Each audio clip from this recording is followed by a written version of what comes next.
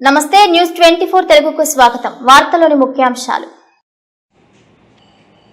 కాకినాడ జిల్లా పిఠాపురం నియోజకవర్గం కొత్తపల్లి మండలం మూలపేట గ్రామంలో ఉన్న రేషన్ షాప్ వద్ద 2 కులాలకు మత్స్యకార చేనేత కార్మికులకు 50 కేజీలు బియ్యం ఇస్తున్నారని, మిగతా కులాలకు శెట్టి బలిజ, దళిత, చాకలి, మంగలి, యాదవ, తేనుకుల, అదేవిధంగా కొన్ని కులాలకు 25 కేజీలు బియ్యం ఇస్తున్నారని షాపు నంబర్ 27, 28, 47 వద్ద లబ్ధిదారులు ధర్నా నిర్వహించారు.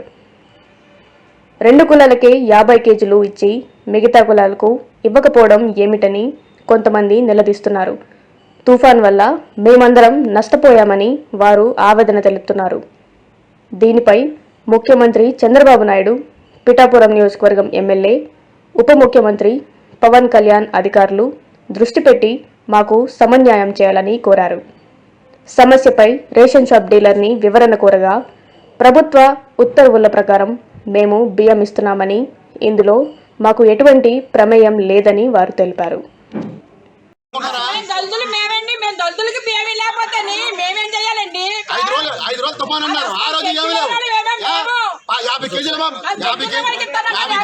పక్కోడికి ఇచ్చి పక్కన 10 కేజీలు ఇచ్చి కుల వివక చూపించి ఏంటంటే మీరు అధికారులు ఉన్నవారు మీరు గొడవ పెడుతున్నారు.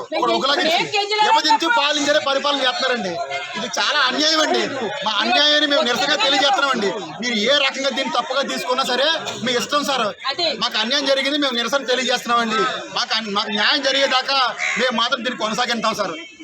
మీరు మాకు భరోసా ఇవ్వండి. మీరు అధికారం ఇస్తారో, రాజకీయ పరీక్షగా మీకు మాకు హామీ ఇస్తారో, మీరు ఇక్కడికి వచ్చి మాకు హామీ ఇచ్చిన తర్వాత మేము ఎక్కడికి వెళ్ళిపోతాం, మేము కదులుతామండి. అదే నువ్వు తెలియజేసేది.